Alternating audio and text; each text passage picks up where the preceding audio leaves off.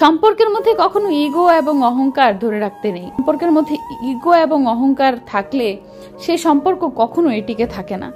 কিছু মানুষকে মেডিসিনের মতো ব্যবহার করে। যখন সে অসুস্থ হয়ে ওঠে তখন তার সেই মেডিসিনটার উপর ধীরে ধীরে অবহেলাটা বাড়তে থাকে।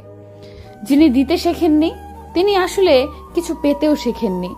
দেওয়ার আনন্দ তো পাওয়ার আনন্দের চেয়েও অনেক আকাশ সমান বড়। অন্যকে কাঁদিয়ে নিজে খুশিতে থাকবে এমন প্রত্যাশা করা বাদ দাও যে অন্যকে বিনা কারণে তাদের কাঁদায়, তাদের প্রকৃতি নিজ দায়িত্বে তাকে কাঁদায়।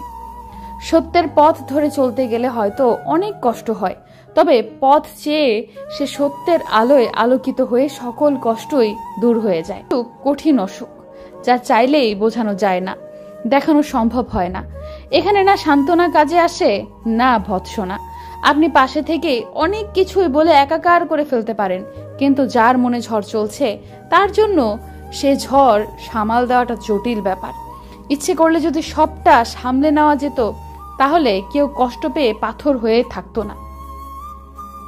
বছরের পর বছর একটা সংসারে বউ হয়ে থাকার পরেও অনেক নারী বলতে পারে না যে এই সংসারটা আমার। মানুষ সারা জীবন ভালোবাসার পেছনে ছুটতে গিয়ে নিজেকেই ভালোবাসতে ভুলে যায়। তাদের অসংখ্য ধন্যবাদ জানাই যারা খারাপ সময়ে মানুষ চিনতে শিখিয়ে গেছে আমায়। অধিকার ভেবে প্রকাশিত শব্দগুলো আজ অনধিকার মনে হওয়ায় কেমন যেন নিশ্চুপ হয়ে গেলাম। ঠকে গেলেও বিশেষ ক্ষতি নেই, এইটুকু জীবন কোনো না কোনো ভাবে শেষ হয়ে যাবে। কিন্তু যারা ঠকিয়েছিল, প্রতারণা করেছিল, হক নষ্ট করেছিল, তারা কিভাবে দীর্ঘ নিঃশ্বাসটা নিশ্চিন্তে নেবে? ঠকিয়ে যারা ভাবছে জিতে গেল তারা বোকার স্বর্গে বসবাস করে। আজ আপনি ঠকে গিয়ে আক্ষেপ করছেন, কাল সে আপনাকে হারিয়ে আফসোস করবে। যারা ঠকায় তারাও আফসোস করে, তবে অত্যন্ত গোপনে, সবার আড়ালে। অতিরিক্ত ভালোবাসা একসময় আমাদের অসহায়, অসহনীয় অবহেলায় পরিণত হয়। শুধুমাত্র আচরণের কারণে মানুষের প্রতি মানুষের সম্মান বোধ উঠে যায়। অল্পতে যারা সন্তুষ্ট থাকে তারা কখনোই আফসোস করে না।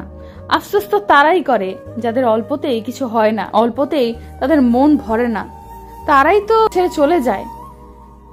যাদের মন মানসিকতায় সমস্যা তাদের কাছে আমরা নিজেকে যতই দোষমুক্ত রাখার চেষ্টা করি না কেন, তবে তুমি কখনো নিজেকে ভালো প্রমাণ করা সম্ভব হয় না। অপেক্ষা হোক তোমার জন্য, দুঃখ হোক যতই, তোমায় ছাড়া সাজাবো না ঘর, সময় যাক যতই। যা পাওয়া যায় না তার প্রতি আকর্ষণ বেড়ে যায়। তুমি প্রতিশোধ নিতে ব্যস্ত আর আমি তোমাকে কবে ক্ষমা করে দিয়েছি।